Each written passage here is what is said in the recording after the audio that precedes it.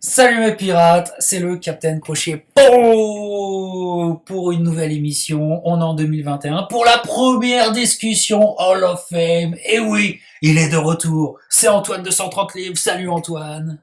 Salut les pirates! On ne te présente plus Antoine, sociétaire de la piraterie La Boxe, s'il en est, évidemment, qu'on retrouve sur le blog 130 livres. Vous devez y jeter un œil au moins une fois par semaine si vous êtes un vrai pirate. Voilà, c'est dit. Et puis, nouvelle discussion Hall of Fame. Alors aujourd'hui, on est à deux et on va avoir un grand plaisir d'évoquer certainement une idole commune qu'on a, une véritable légende des petites catégories. Et c'est pour nous l'occasion de parler des petites catégories avec véritablement un personnage et un athlète à part, c'est Michael Carbaral. Voilà, Michael Carbaral dit les petites mains de pierre, et elles avaient beau être petites, ces mains-là, elles nous ont fait rêver. Alors, dis-moi, toujours ma question habituelle, Antoine, ta première rencontre avec Michael Carbaral, ça a été quoi? Alors Carbaral, typiquement, c'est le type que vous allez retrouver, comme moi je l'ai fait, dans des listes all-time Ouais, de grands combats, en particulier pour un combat dont on va parler tout à l'heure. tout à fait. Donc, on voit son nom, et puis à côté, on voit que ça s'est passé en mimouche. Et donc, c'est pas le premier de la liste qu'on va regarder en général. Le réflexe culturel, il est pas dans ces catés-là. On est plutôt biberonné au poids lourd, on est plutôt biberonné jusqu'au moyen, les welters c'est super, etc. Déjà, t'arrives aux plumes, c'est un peu des petits mecs, c'est un peu des schtroumpfs. Bon, on a moins les codes, on a moins l'habitude, c'est moins populaire par chez nous. Et en dessous des plumes, voire en dessous des coques, j'en parle même pas. Donc c'est le dernier de la liste en fait, en quelque sorte, qu'on va regarder dans ces palmarès de plus grands combats, de combats du siècle, ou quelle que soit la façon dont tu les appelles. Et donc, j'avoue que, évidemment, par rapport à Ali contre Frazier numéro 3, le grand combat de Carbaral, je l'ai vu plus tard. Parce que, voilà, j'ai descendu la liste. Et puis arrive le jour où tu vois le mec, tu vois effectivement le combat et tu dis, ah ouais, ah ouais, ah ouais. Donc voilà, j'ai découvert sur le tard par rapport à mon intérêt pour la boxe, mais l'essayer, c'est l'adopter, quoi. Tout à fait, c'est tellement bien dit. Voilà. Et, euh, et en plus, quand on le voit, alors je ne sais pas pour toi, mais c'est une vraie, je vais le dire, c'est quand même une vraie électrocution qui se passe. Et il y en a, enfin, c'est pas qu'elles sont rares, mais c'est pas tous les jours que tu es électrocuté par un athlète. Et Carbaral, il fait partie de cette famille-là. Au même titre, pour moi, je vous le dis, au même titre que Mike Tyson m'a électrocuté, Carbaral, à sa façon, ça a été la même sensation. Alors, moi, évidemment, si vous me connaissez, mes pirates, vous n'allez pas être surpris du tout par comment je le découvre. Avec cette Bible que j'avais petit et que je lisais tous les soirs, tu sais, c'était ma Bible. Voilà, je ne m'endormais pas et c'est pour ça que je faisais que des rêves de boxe. 1993, voilà, c'est ma première approche. C'est ce fameux combat dont on va parler tout à l'heure, il n'y a pas de souci. Mais avec cette photo et ce style déjà iconique, je vous ai mis une photo à côté parce que c'est du même combat. Voilà, ce short blanc, ces lettres rouges, ces chaussures euh, mi mi grande, enfin je veux dire taille moyenne, blanche aussi, d'un autre temps qu'il avait tout le temps. Enfin bref, et puis un look, quoi, un look de cette époque qui dénotait. Donc tout de suite, ah là, il y a quelque chose. Et comme toi, quelque part, c'est avec Carbal que je découvre qu'il y a des petites catégories. Quoi. Je découvre Mimouche. Qu'est-ce que c'est que ça? Mimouche, voilà. Et donc, ça va être mon approche de la boxe dans les petites catégories avec véritablement, je vous dis, un personnage. Mais tout commence évidemment pour le grand public américain, les analystes de boxe, tout commence finalement pas aux États-Unis, mais tout commence, et alors là, attention Antoine, ça va être incroyable parce qu'on va faire, là, c'est ILM qui s'est engagé avec nous, on va faire un hop, boum, ça apparaît, vous voyez, Allez. c'est le logo de Séoul 88. Il y a une émission spéciale JO qui vient de sortir sur la page où justement on en parle. Et Séoul 88, bah c'est finalement pour les Américains la découverte de Michael Carbaral dans une équipe olympique américaine qui a de l'allure, quand même, devons nous le rappeler, parce que un peu à l'image de ses prédécesseurs 4 ans plus tôt, il va être très très lié d'amitié, notamment avec Ray Mercer. Ils seront très potes avec Ray Mercer. Ray Mercer aura sa médaille olympique à Séoul. Voilà, il y avait aussi dans l'équipe, il y avait aussi Rick Bowe, il y avait aussi Roy Jones Jr. et il y a Michael Carbaral. Et Michael va en finale du tournoi. Alors, le, le combat en lui-même, j'ai l'impression, et ça lui peut-être lui posera souci, ça c'est mon ressenti par rapport à... C'est qu'il est un peu, comme on dit en anglais, il est tight. Il est crispé sur lui-même, sur cette finale. Il n'est pas relâché et ça va lui causer, parce que ça va vite évidemment, un combat amateur, et il n'a pas le temps de développer ce qu'il normalement sait faire. Et donc voilà, c'est un peu crève-cœur parce qu'on se dit qu'il avait le potentiel pour la médaille d'or, mais il aura la médaille d'argent. Qu'en penses-tu, Antoine? Ouais, alors ça reste des JO en plus qui sont marqués par une autre médaille d'argent, hein, dont on a beaucoup parlé, qui est celle de Roy Jones. Tout Donc à fait.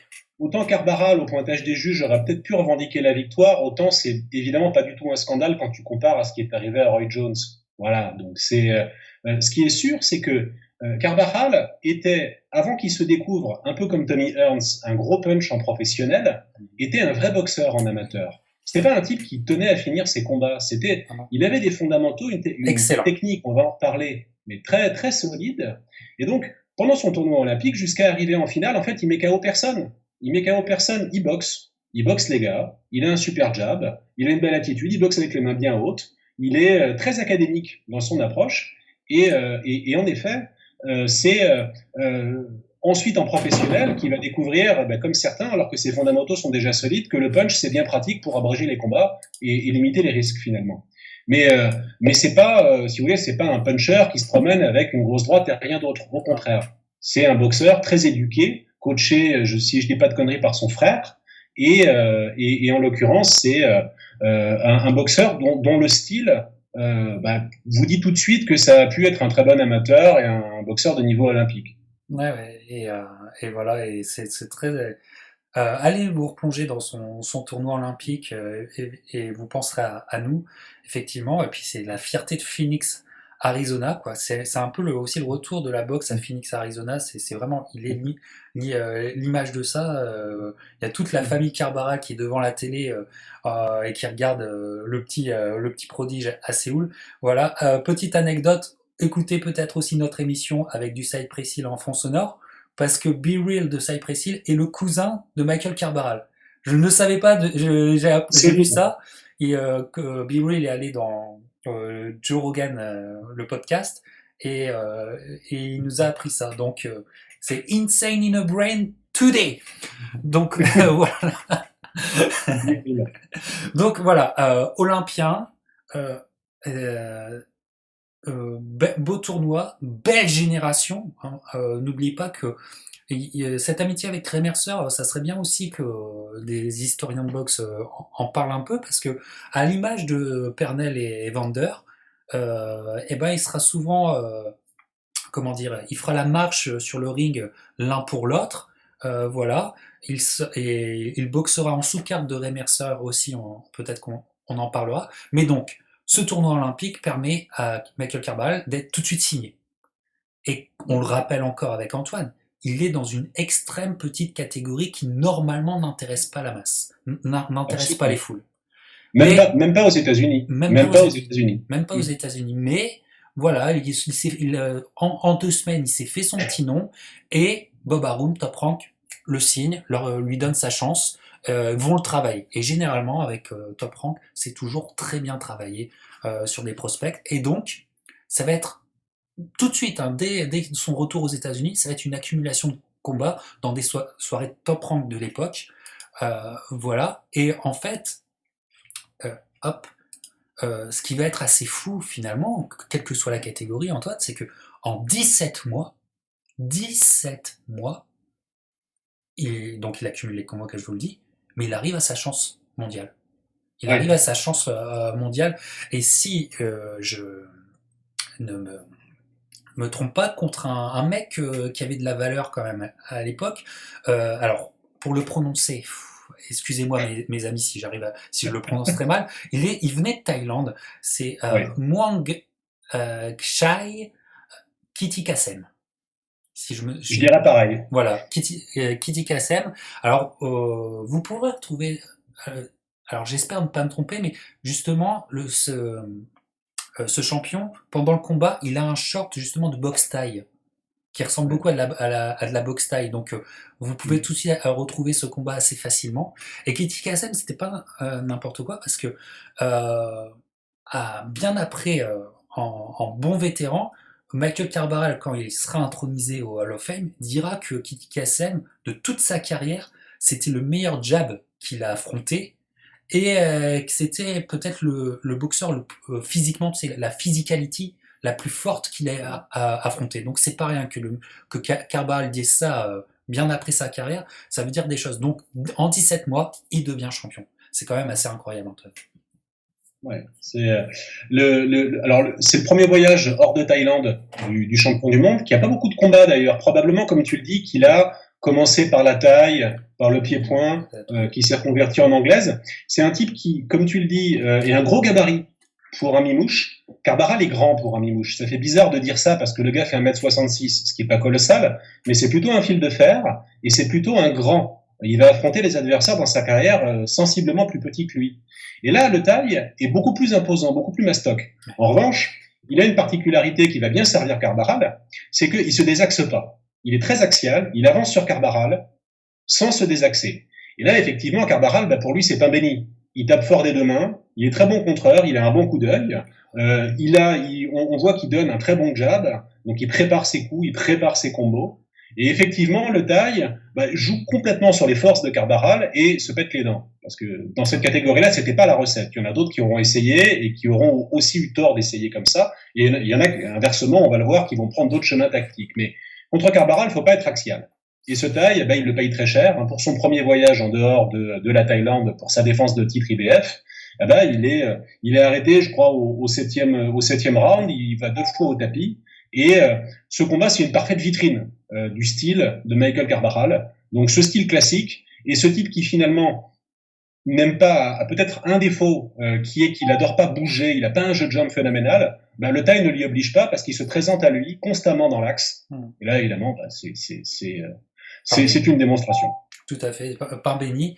Et de plus, en plus, c'est très, on peut dire cinématographique parce que les knockdowns qu'il va mettre Carbaral, en plus font mal et même font mal sur le visage, je trouve, du Thaïlandais, qu'on lit la douleur aussi. Et je pense que ça va vraiment marquer les gens. Et là, le surnom des petites mains de pierre, Little Hands of Stones, là vraiment ça va marquer, ça va matcher, tu vois. Les gens vont Ouais. dire ah les petites mains de pierre, voilà, c'est fait et ça Il va. fait, il fait une très belle joie à la fin du combat avec sa famille sur le ring. Ouais, Enfin, faut regarder ça aussi. C'est assez. Il est chez lui. Enfin, il y a quelque chose d'assez magique ouais, dans ces images-là. tout à fait, tout à fait. Et petite main de pierre aussi, sachez que Michael Carbaral adorait son surnom. Il l'adorait. Il y a des boxeurs qui n'aiment pas trop le surnom qu'on leur donne, mais là, il adorait, parce qu'il était fou amoureux en tant que fan de boxe de Roberto Duran. Donc ça lui allait très bien. Ça lui allait très bien, c'était son idole absolue. Donc lui, il adorait ça, il a toujours adhéré, il adore toujours qu'on l'appelle comme ça, Wagner. Et, euh, et donc voilà, c'est fait, il a cette ceinture. Le pari de Bob Arum est véritablement rempli. Il devient un personnage, on l'entend de plus en plus, de plus en plus. Et ce qui va être incroyable, je vous répète, ce sont des petites catégories qui n'intéressent personne. C'est qu'on se dirige là vers quelque chose d'immense. On le enfin, à l'époque, les analystes le pressentent, ils sentent qu'il y a un truc qui peut se faire. Le sentent, Bob Arum le sent aussi. D'ailleurs, c'est pas pour rien qu'il va intituler euh, cette, euh, cette rencontre La Explosion, tu vois.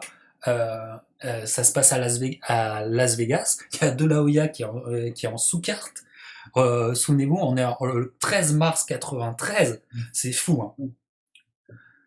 C'est fou. Et pour toutes les petites catégories, cette date est ultra importante parce que c'est la date où, oui, le main event peut être une petite catégorie. Oui. Oui. Et alors là, Humberto Chiquita González, euh, qui est un excellent boxeur, qui a la ceinture, si je me trompe, il a la ceinture WBC. Sur l'affiche, on dit WBA, ouais. Mais c'est WBC. IBF pour Michael Carbaral. C'est une réunification de titre. Et on peut dire que vraiment, il n'y a pas besoin de plus de ceintures que ça pour dire que le gagnant sera le champion undisputed de la catégorie. Et c'est un combat, alors là, je vais te laisser en parler. Il y a beaucoup d'anecdotes, j'en reviendrai, mais simplement pour vous dire, quant à Boxing News, qui est une référence malgré tout, qui fait ses 100 combats de l'histoire, ils le mettent 36e. Hein. Je vous en ai déjà parlé. Ils le mettent 36e. Et ça, c'est pas démérité du tout. Alors vas-y Antoine, je t'écoute avec grand plaisir. Alors déjà, c'est un combat de coiffure. Parce qu'il y a le mulet avec la queue de rat de Carvajal contre la coupe au bol incroyable de Humberto González. Avec déjà, la tête de González. L'esthétique de ces années-là. Alors en plus, il a un peu une tête, voilà, il a un peu une tête comme des cavernes aussi, Chiquita. Alors Chiquita, il est bien plus petit que Carvajal, donc c'est vraiment un schtroumpf. Enfin, il est plus mastoc, mais il est plus petit. Et c'est un boxeur un peu plus expérimenté, gros puncher également. Il a beaucoup de victoires par KO, il a un très bon KO ratio en carrière. Donc, González a un autre atout par rapport à Carvajal, c'est qu'il est très rapide de bras. Très, très rapide de bras. Il fait des combos, comme le lapin du Racel. Il envoie. Il est plus rapide. Il a un avantage de vitesse sur Carvajal. Donc, qu'est-ce qu'il fait ? Il fait ce que fait un petit contre un grand. Il casse la distance, il s'approche, et il est busy à l'intérieur. Il s'active, il enchaîne les combos d'entrée de jeu. Et Carvajal a un peu de mal. Alors, il rend les coups avec moins de fréquence. Il est un peu moins à son aise, front contre front, parce que les mecs sont littéralement front contre front. L'expression n'a jamais eu plus de sens que dans ce combat-là. Les mecs vont se mettre à partir du deuxième round des pralines, ils sont tête contre tête, littéralement, ils sont dans une cabine téléphonique. C'est un truc de maboule. Et alors, González a une autre particularité intéressante. Si vous allez sur BoxRec, vous allez voir qu'il y a marqué qu'il est orthodoxe. Il boxe en droitier. Mais González, en fait, le mec boxe comme il veut. Ouais. Il boxe comme il veut. C'est un vrai ambidextre. Sur ce combat-là, il l'aborde en southpaw. Il l'aborde en southpaw parce qu'il boxe un droitier et qu'il va emmerder, en fait, dans sa tête, voilà, il va boxer un type qui est plus grand que lui et qui est droitier. Donc il va boxer en gaucher et il va casser la distance. C'est le choix de raison. Au deuxième round, à la fin d'une série, Carvajal prend un coup qu'il voit pas venir parce qu'il en a pris 1, 2, 3, 4. Il va une première fois au tapis. Deuxième round quand même. Donc là, dans la salle, j'ai pas vécu le combat en direct, mais dans la salle, j'imagine que on s'interroge, on flippe. Et en fait, Carvajal démontre un truc, c'est que certes, le coup, il l'a pas vu venir, mais c'est un boxeur solide physiquement. Ça se prouvera d'ailleurs. Avance rapide, c'est pas un type qui sera du tout facile à arrêter en carrière. Donc c'est un type qui a un menton et qui sait récupérer. Donc il se relève, et dès qu'il se relève, il cherche pas du tout à se protéger de González. Il repart front contre front. Ça, c'est assez génial. Bon. Ça saigne relativement tôt dans ce combat, si je dis pas de bêtises. Ça va saigner dans leurs autres combats également. Mais ça saigne pour rajouter un peu à l'ambiance assez animale du truc. Objectivement, González domine jusqu'au round 5. Au round 5, il renvoie Carvajal sur les fesses. Dans les cordes, même chose, toujours un enchaînement de près. Carvajal voit pas le dernier coup. Il le voit pas venir et poum, il repart. Et tout de suite, là encore, comme un diable qui sort de sa boîte, il se relève et il repart au front. Sauf que, assez curieusement, c'est le plus frais des deux, c'est le boxeur qui est allé 2 fois au tapis. C'est-à-dire que tu arrives au round 6, et González, qui a donné beaucoup de coups, fatigue un peu. Et Carvajal prend la main. Et ça, c'est un truc assez incroyable. Tu t'attends pas à ce que le mec qui a visité 2 fois le tapis reprenne la main. Il reprend la main progressivement. Et au round 7, il boxe cette fois-ci même si ce combat est un monument j'allais dire, de brutalité, de sauvagerie, Carbaral est lucide, c'est-à-dire qu'il fait reculer très fort Gonzalez sur un coup, Gonzalez est de haut corde, et là il se jette pas, il comprend que son homme est blessé, et assez posément il l'ajuste, il attend l'ouverture, elle vient, boum, crochet gauche, fini.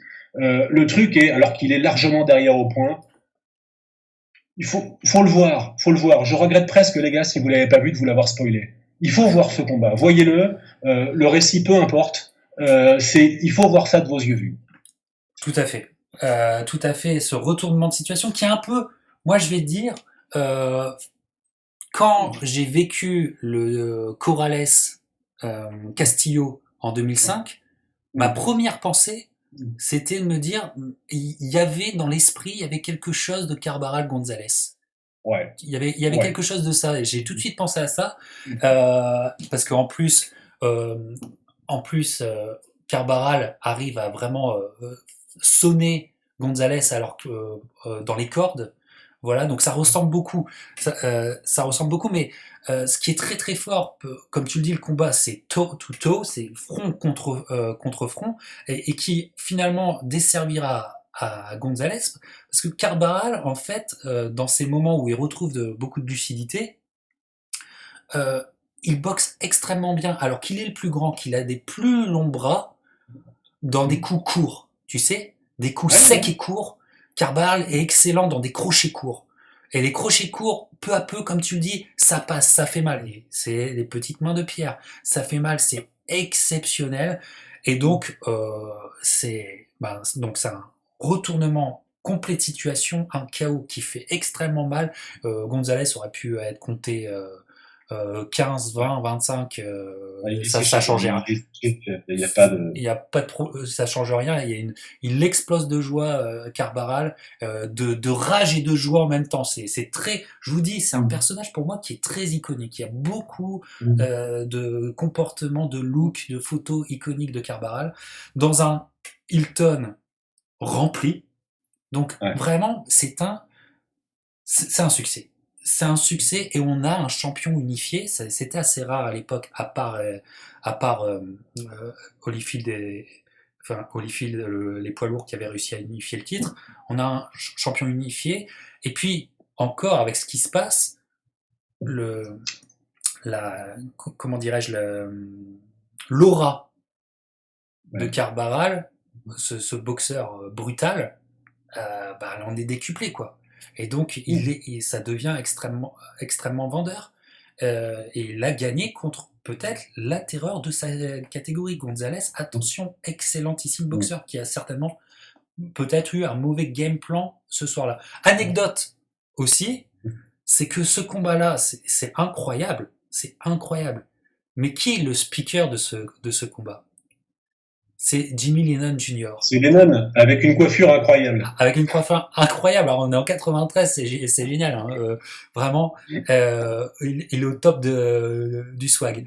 Mais Carbaral rentre avec son ami Michael Buffer et sera annoncé par Michael Buffer. C'est incroyable. Donc il y a Michael Buffer qui annonce Carbaral. Après, Jimmy Lennon reprend le micro. C'est incroyable. Vous voyez ça, c'est fou. Donc voilà, c'est juste génial. Et donc en fait, là, par rapport au Mimouche, là, il y a la grande histoire qui s'écrit. Il y a la grande histoire qui s'écrit parce que voilà, Carbaral et Gonzalez, finalement, ils vont écrire la grande histoire de leur catégorie parce que de ce combat va naître, on va le dire tout de suite, il n'y a pas de spoiler, mais va naître une trilogie. Directement, on arrive sur le deuxième combat. Alors, on arrive sur le deuxième combat, voilà, la revanche explosive, tu vois. On est en février 80, donc moins d'un an plus tard. Je pense qu'entre-temps, Carbaral a défendu ses deux titres deux fois. Et donc on retourne. Alors, je sais plus, j'ai pas vérifié, mais je crois que ça se passe à Mexico, celui-là. Je sais pas si c'est le troisième. Mexico, ce sera celui d'après. Là, c'est celui d'après, Inglewood. Oui. À LA. À LA. Bon, voilà. Il y a une ambiance et Inglewood rempli. Regardez les images, rempli. Ouais, parce que les Latinos sont là, quoi. Ah ouais. Parce que c'est un combat entre un Mexico-américain et un Mexicain. qui est la revanche du combat de l'année précédente. Il a été désigné combat de l'année par The Ring en 93. Carbaral a été désigné champion de l'année par The Ring en 93. Tout à fait, j'ai oublié de le montrer. Regardez. Regardez, Antoine. C'est un truc. On a le Ring Magazine, The Ring Fighter of the Year 93, Michael Carbaral. C'est énorme. C'est énorme. Un Mimouche qui a une couverture de Ring Magazine, qui est le Fighter of the Year, c'est énorme. Donc 93, c'est énorme. Et tout ça grâce à son combat de légende. Voilà. Contre Chiquita, absolument. Il fait des pubs pour Pepsi. Enfin bon, il a la vie d'une star de la boxe qui est très très inattendue de la part d'un gars qui pèse moins de la moitié de Riddick Bowe, par exemple. C'est vraiment très très surprenant.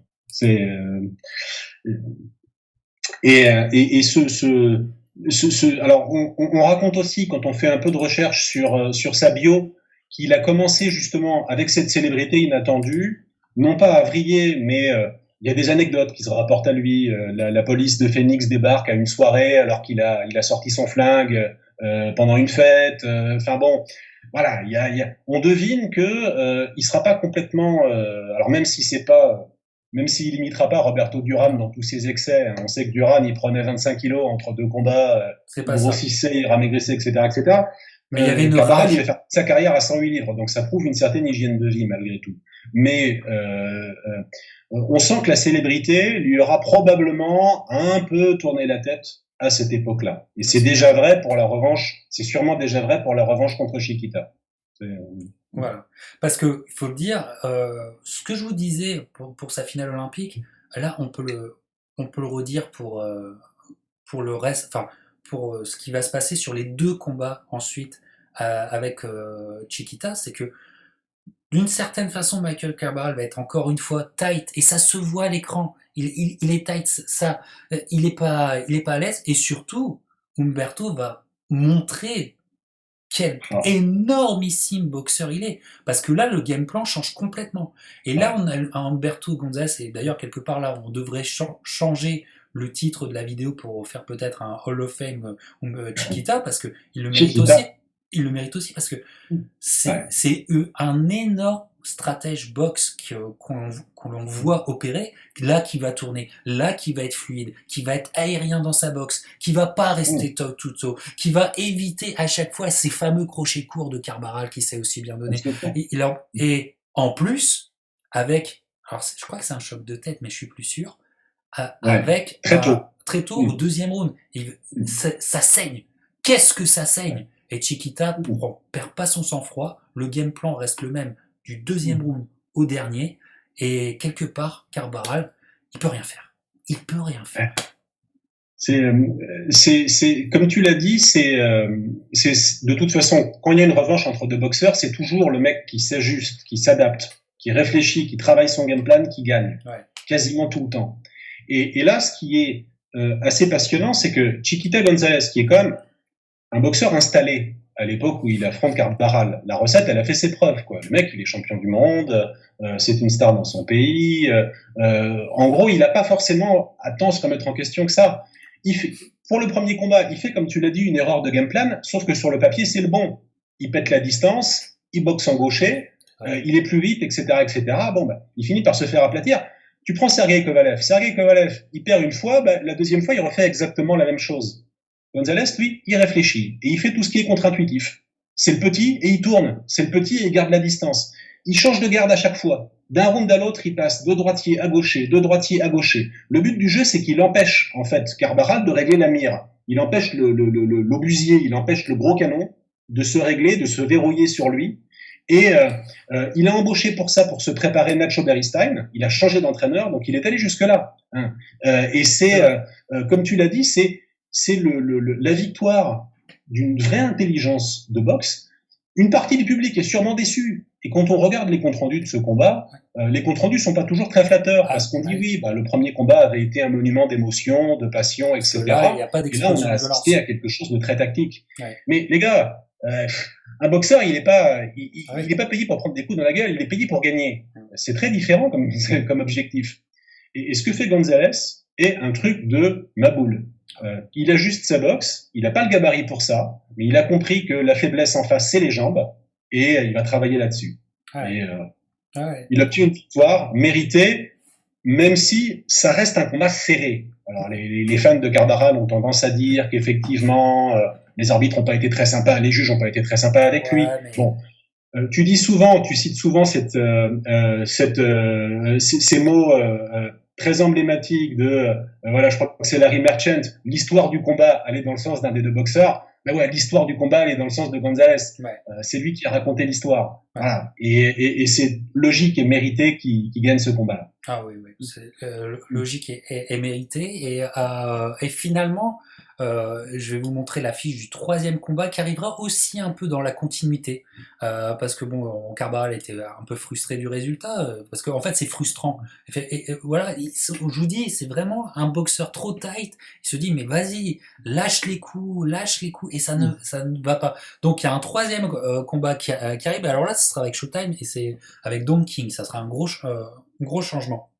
Euh, Toujours pour les mêmes ceintures, dans la continuité, grosse soirée, et regardez qui y a dans cette soirée-là. Mais c'est eux le main event, c'est magnifique pour les Mimouchi. Ouais. Et on est encore dans le même registre. Gonzalez, en termes de skills et de game plan, est encore au-dessus.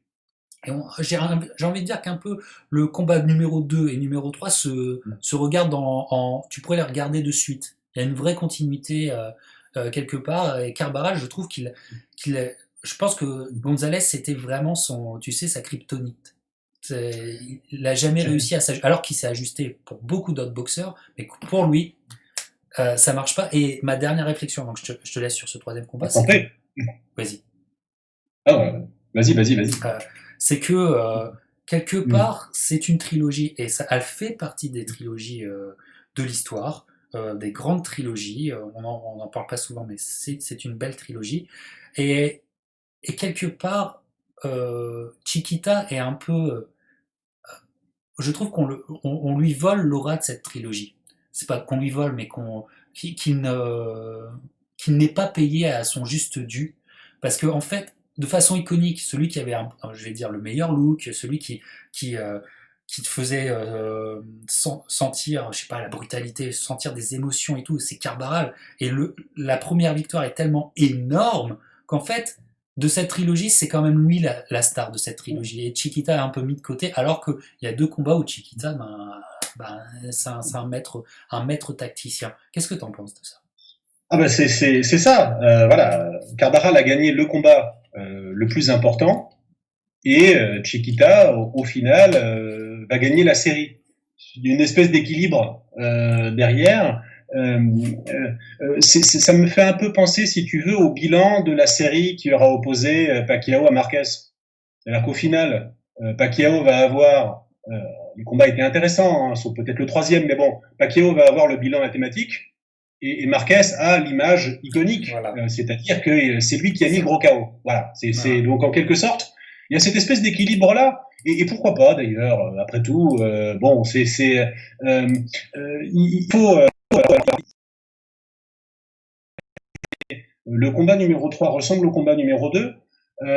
La petite différence, c'est que tu sens cette fois-ci que Carbajal a fait ses devoirs. C'est-à-dire que il s'est dit, bon, il n'y a aucune raison que Gonzalez change de game plan. Donc tu sens qu'en sparring, il a dû prendre des gars, il a dû alterner, il a dû faire, je sais pas moi, 2 minutes avec un droitier, 2 minutes avec un gaucher, 2 minutes avec un droitier. Il a dû leur demander, maintenant vous me tournez autour, vous bougez comme des connards, etc., parce que d'entrée, il est un peu plus à l'aise. Ouais. Il est un peu plus à l'aise, son jab marche un peu mieux, il est un peu plus à l'aise, c'est un peu plus compétitif au début. Simplement, c'est Gonzalez qui, au fur et à mesure du combat, va remettre de l'intensité. Il va commencer par tourner en étant assez inoffensif, et petit à petit, il va remettre de l'intensité tout en continuant à tourner, et il va trouver la clé, et au final, là encore, c'est un combat qui est disputé. Hein. C'est pas une très large victoire de la part de Gonzalez. Je crois même qu'il y a une carte qui donne match nul. Mais au fond, c'est bien Gonzalez qui a gagné sur les 12 rounds, c'est bien lui. Donc voilà, avec une belle ambiance parce que ça se passe à Mexico, parce que voilà, ça fait partie de ces grands combats qui échappent à Vegas, qui échappent aux États-Unis, et on imagine la passion qu'il y a autour, bien entendu. Et c'était pas dans une arène de toréador, justement. Si, absolument, ouais. absolument. Ah non, il y a un charme. Et les trois combats, de toute façon, ils ont un charme du lieu, du public. Il y a un charme fou de ces trois combats. Ouais. Absolument. C'est, c'est, euh, Donc voilà, bon, c'est un truc à voir. Alors si vous avez très peu de temps, vous regardez le premier combat. Et si vous voulez vous régaler, et si vous voulez comprendre la belle histoire, les ajustements, etc., c'est passionnant de vous faire les trois d'affilée. Tout à fait, tout à fait. Alors de là, il y a une réinvention qui a lieu pour Michael Carbaral, qui repart et Mm. qui va réaccumuler les combats. Alors de ces années, on va dire 80, ouais, 95, 96. Toi, qu'est-ce que tu Mm. en ressors? Parce que moi, après, j'ai envie de parler de janvier 97. Alors, en fait, alors Carbaral, au final, il va beaucoup regagner un titre de champion du monde. Il va alterner, faire le yo-yo entre IBF, titre unifié IBF WBC, ceinture WBO qui va relâcher, puis il va reprendre. Enfin bon, il va beaucoup naviguer. Il va prendre beaucoup de ceintures dans cette même catégorie. Et alors, il y a un combat qui est pas inintéressant où il va récupérer le titre IBF qui, je crois, est vacant contre un type qui s'appelle Melchior Castro, Ouais, ouais. un Mexicain en mars 96. J'avais- Castro, il a un peu vu comment Gonzalez avait boxé. Il est plus grand et plus balèze que Gonzalez, mais il a un peu vu comment Gonzalez avait boxé Carbaral. Donc, il essaye de bouger. Il le fait un peu moins bien que Gonzalez et donc il perd une décision méritée. Le combat est pas mal. C'est pas spectaculaire, c'est pas dramatique. Il y a pas des gros knockdowns. C'est intéressant d'en regarder des bouts si ça peut vous intéresser de creuser le sujet Carbaral. Alors ce qui est intéressant aussi, c'est que bah, à l'époque, malgré tout, il a perdu cette fameuse trilogie. L'effet de nouveauté est un peu passé. Et donc, quand on regarde l'histoire de Carvajal, il était sur le toit du monde en 93. Et puis, bah, le public s'est un peu habitué et cherche d'autres trucs. On ouais. va le voir faire des sorties. Il va boxer à Anaheim. Il va boxer à Des Moines, en Iowa. Bon, c'est un peu... euh, voilà, sa plus grande époque est passée. Sa carrière n'est pas finie. Il va encore en écrire de belles pages. Mais on sent que le public est impitoyable et que bah voilà, il a donné beaucoup d'amour à Carbaral en 93-94 et puis que la page est déjà un petit peu tournée. Voilà. Ouais, c'est vrai que de main event et revient dans des cartes classiques où effectivement il refait des championnats du monde, ce qui est pas rien, mais en sous-carte, ben là ça sera notamment en sous-carte de la Hoya. Mm. Voilà. Et on y vient ce janvier 97 parce que pour moi c'était l'occasion de voir. Alors j'avais vu le fameux combat de Mm. 93, je l'avais vu entre temps, mais en janvier 97 là j'étais fou parce que j'avais toutes mes stars qui étaient prévues, et Michael Carbaral pour défendre son titre IBF euh, Ouais, et ouais, en ouais. sous-carte. Donc c'est la première fois en live que je pouvais le voir contre Pastrana. Et là, patatras, j'ai envie de dire, Pastrana, hein, il nous fait un patatras, c'est qu'on a un Michael Carbaral. Alors je crois, et là je vous parle de souvenirs parce que j'ai jamais revu ce combat, je crois qu'il saigne très vite Michael. Je crois, là j'ai Ouais. la photo, je crois, et c'est une photo de cette soirée-là, j'en suis sûr. Il est ouvert, ça saigne très vite, ça l'empêche de boxer comme il veut. Il cherche à coincer Pastrana dans les cordes, mais il n'y arrive pas vraiment. Pastrana joue de cette blessure et boxe, et c'est un upset. C'est un upset, et Carbal va perdre son titre et perdre ce combat ce soir-là. Un véritable upset, un véritable arrêt dans sa carrière. Allez, personne l'a vu venir ce Non, Pastrana. Alors non. il est invaincu, c'est un Colombien. Les Colombiens sont pas forcément les boxeurs les plus réputés d'une façon générale, même s'il y a eu des champions. Simplement, Carvajal, bah, ne l'oublions pas, le temps joue contre lui. Pourquoi? Parce que dans ces petites catégories, le temps passe plus vite. Il faut toujours se le rappeler. Hein. Bernard Hopkins, c'était pas un premier mouche. Les George Foreman, c'était pas un premier mouche. Et ça boxe beaucoup. Et à ce moment-là, Carvajal, eh ben, il approche les 30 ans. Et 30 ans, malgré tout, on est vraiment un vétéran dans ces catégories-là. On n'est plus dans son prime. On est déjà quand même de l'autre côté de la pente. On est over the hill. Et donc, effectivement, Pastrana va gêner Carbaral parce qu'il est plus actif. Voilà, il est plus actif quand on regarde le combat. Carbaral boxe toujours bien, il a toujours ses fondamentaux, il est blessé, mais il n'est pas menacé, il va pas se faire mettre KO. Hein. Mais Pastrana construit sa victoire en fait en mettant du volume, en mettant des coups, des coups, des coups, des coups. Et effectivement, au bout d'un moment, pour les juges, quand Carbaral met pas de knockdown, quand il prend pas d'avantage décisif, il peut être naturel d'avantager le boxeur qui se sera tiré les doigts. Et ce soir-là, c'est plutôt Pastrana. Alors, l'histoire un peu rigolote aussi, t'as rappelé que c'était une carte assez riche en stars. Ouais. Je crois que c'est le 3e combat de Floyd Mayweather ce soir-là. Que je Qui découvre. lui sort des JO d'Atlanta, donc quelques temps auparavant. C'est 2 fournées après Carvajal. C'est magnifique, ça dure un round, mais contre un mec qui a un mulet, justement.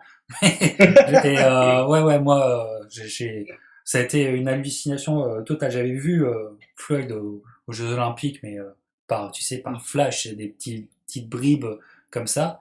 Mais là, c'est ma vraie découverte de Floyd en pro, et quelle histoire en tout cas. Mais ouais, quelle carte! Et c'était même pas un pay-per-view. Cette carte-là je crois que t'as même Butterbean aussi. Enfin, c'est toute une époque. Il y a Butterbean si je te qui dis est pas de là. bêtises, il me semble que Butterbean boxe ce soir-là. Sur l'affiche, il y avait Johnny Tapia, mais il n'était pas là. Il y a Costatue, où il y a un no contest aussi, mais c'est parce qu'il préparait Costatue au Oscar de la Hoya, ne l'oubliez pas. Et puis il y a ce masterclass de la Hoya qui arrive en main event. Je vous conseille. Quelle belle soirée. Qui fait rêver. Et donc, bon là, gros coup d'arrêt dans la carrière de Carbaral. Voilà, tu vois. Et par la suite, il y aura encore un combat contre Scotty Olson, si je ne m'abuse. Il reprend une ceinture. Ouais, il reprend une ceinture, mais directement parce que on est en mars 97.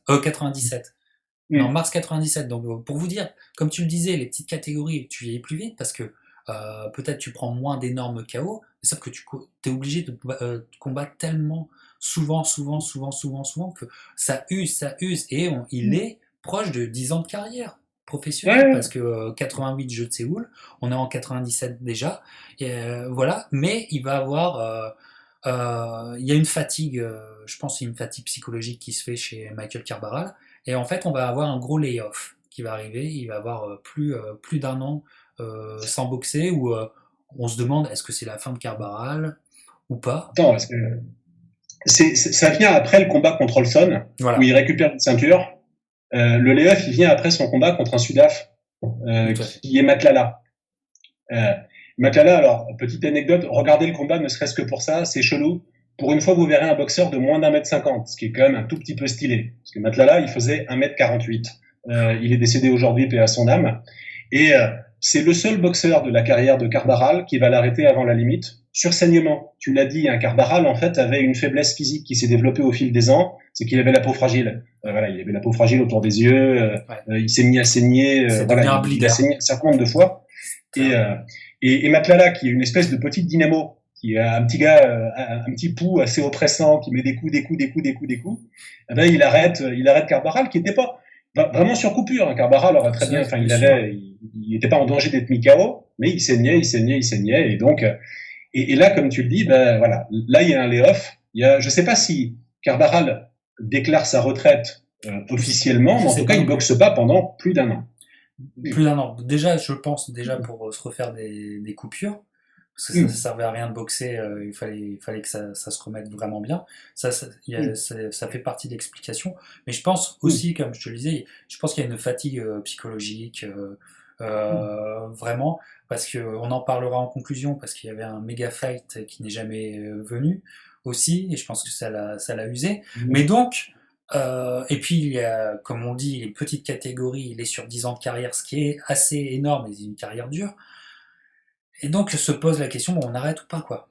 Et là, pour moi, c'est là où on voit le cœur de champion, on voit le cœur d'une icône, on voit, et oui, vraiment d'une icône. C'est que, il va revenir, mais pour bien écrire la fin de l'histoire. C'est ça qui est magnifique. Et l'histoire va être magnifique parce qu'il écrit la fin de l'histoire en allant, donc en revenant. Je me souviens plus combien de combats de retour il y a avant ça. Je crois qu'il y en a un ou deux, j'en suis plus. Ouais, un ou deux. Mais donc, on va retourner dans une enceinte magnifique, encore au Mexique si je ne m'abuse, contre un Mexicain qui à l'époque monte, qui aura une belle carrière d'ailleurs. Alors, j'arrive jamais à prononcer son nom, c'est Jorge Arce, c'est ça? Comment alors, je te le fais à Jorge Arce. Avec l'accent. Allez. Voilà. On va le faire avec l'accent, ça va être rigolo. Voilà. Et donc là, je vous mets le boxing news de l'époque. The Bull wins parce que c'est Carbaral qui va prendre donc ce champion qui a le vent en poupe à l'époque au Mexique, dans un cadre magnifique, je vous conseille. Et, Carbaral est de retour, de plus est un vétéran, contre un boxeur qui a fait ses devoirs et c'est évident à regarder en boucle les combats de Chiquita, parce qu'il y a un game plan assez intéressant.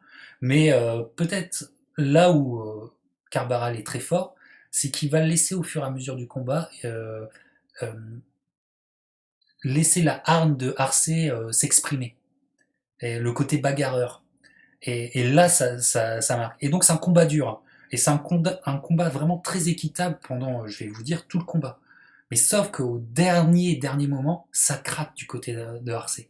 Ça craque. Et là, Carbaral est très très fort. Et il a le round pour lui. Et il y aura un arrêt de l'arbitre. Et donc, c'est magnifique. Carbaral va reprendre un titre pour son dernier combat. Et il arrête la boxe en étant champion. Et ça, c'est la classe. Et ça, c'est la grande classe. Il ne reviendra plus jamais sur le ring. Mais ce combat contre Roré Arcé, Antoine, qu'est-ce que tu peux nous en dire de ton côté? Oh ben, c'est une belle histoire, hein. Comme tu l'as dit, c'est donc la 5e fois qu'il reconquiert une ceinture mondiale dans cette catégorie des mi-mouches. C'est pas fréquent, c'est pas banal.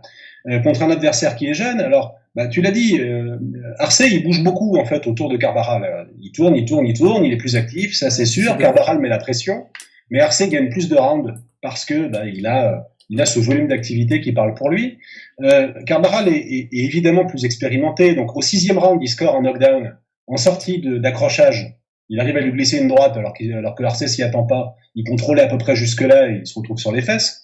Et puis effectivement au 11e, ben, un peu comme un bonnet, un peu à cause de l'adrénaline, un peu parce que on est on est à Tijuana devant une foule qui est un peu excitée entre champions mexicains. Ben, Arce reste les 2 secondes trop longtemps devant Carvajal et il lui arrive ce qui est arrivé à d'autres avant lui, c'est-à-dire qu'il en prend une bonne et dans la foulée ben voilà, il s'accroche comme il peut et l'arbitre comprend que le mec titube et qu'il repartira pas. Ouais. Donc c'est une belle histoire parce qu'effectivement le gars aurait pu dire tant que je gagne je joue. Il aurait pu repartir et puis finir par prendre une vraie peignée parce qu'au fond on sait très bien que c'est comme ça que ça finit souvent. Et là il a cette espèce de lucidité qui en fait, qui rend l'histoire plus belle. Voilà. Ouais, qui rend l'histoire plus belle, grand champion. Voilà, il s'arrête vraiment. C'est ces exemples assez rares finalement de champions qui mettent un point final qui a une telle classe que voilà, c'est génial. Moi, à partir de là, et puis maintenant le gars, c'est un mec qui vieillit bien, qui a aucune séquelle, qui est en pleine possession de ses moyens, qui a un gym à Phoenix, enfin vraiment voilà, et qui est une légende de son sport et surtout de ses petites catégories. Et donc, euh, on vous a fait le portrait de cette carrière qui est une carrière évidemment de Hall of Famer, c'est le principe de notre émission, mais il y a un what if concernant Michael Carbaral, concernant les petites catégories. Il y a un what if qui, même pour lui, est son seul regret, son seul, tu sais, sa seule petite amertume qu'il a quand même pour que l'histoire soit encore plus belle. Et bon, maintenant il est trop tard, mais le gros what if, et c'est un what if beaucoup plus important qu'on ne le croit. Ça concerne les petites catégories, mais on était peut-être sur le chemin d'un possible combat pour l'éternité, quoi. Je vais vous montrer son portrait tout de suite, c'est Ricardo Lopez, qui était juste en dessous, qui était juste en dessous de sa catégorie, qui est d'ailleurs monté après aussi chez les Mimouches. Donc la preuve que ça aurait pu s'affronter. Ils en parlaient, c'était la chose, et c'était encore une fois, c'est facile à vendre, c'était le cérébral, le stratège Ricardo Lopez contre la brutalité, enfin contre soi-disant la brutalité, c'était plus que ça, Michael Carbaral, mais contre le punch, contre les petites mains de pierre. Et franchement, bah, moi je suis obligé de vous dire, hein, mais qu'est-ce que j'aurais kiffé. Mais je veux dire, là on peut dire qu'on est passé à côté d'un combat du siècle. Qu'est-ce que t'en penses? Bien sûr, bien sûr. C'est Finito Lopez. Euh, J'ajouterais que bon, c'est un boxeur qui est très respecté.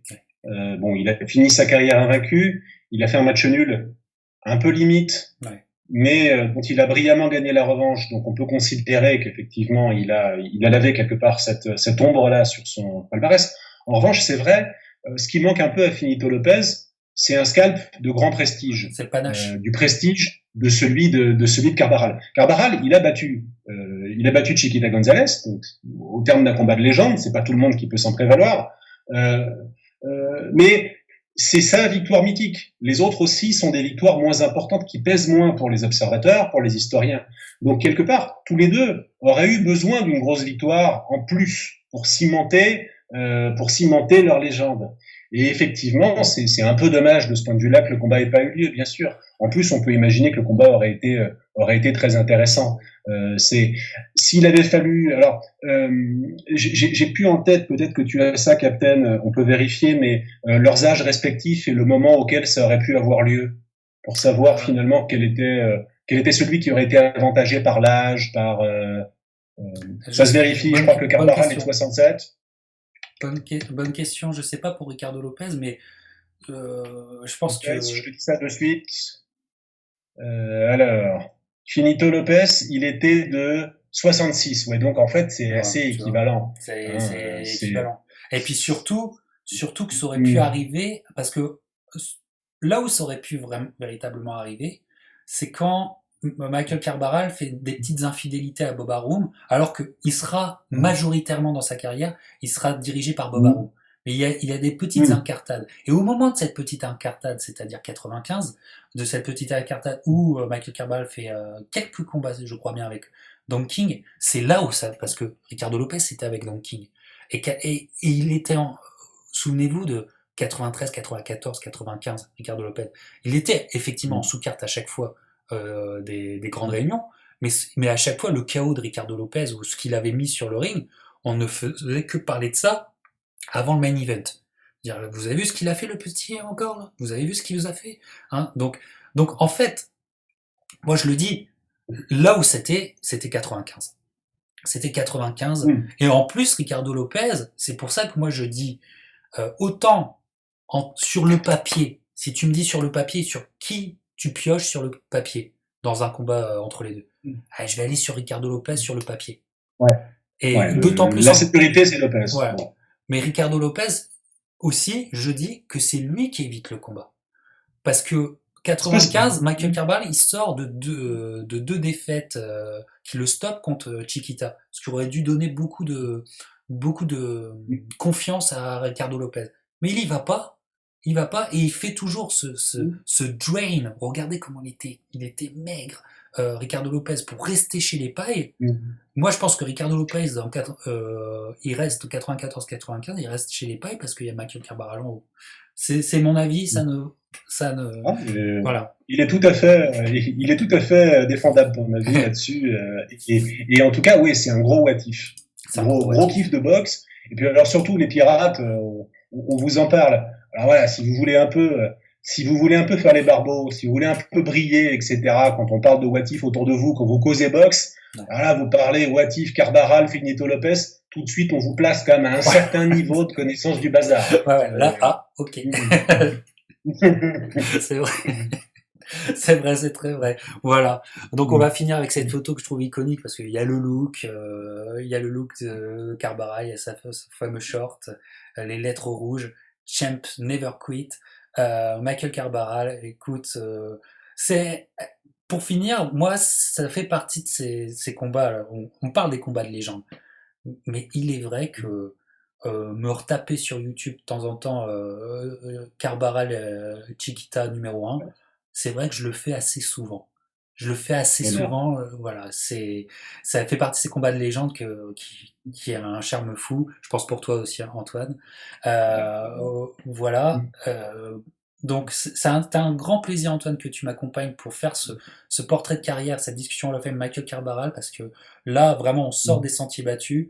J'espère pour ceux qui connaissent, j'espère qu'on vous a fait kiffer. Pour ceux qui ne connaîtraient pas, allez-y, allez-y, vraiment, allez-y, allez-y, c'est magnifique.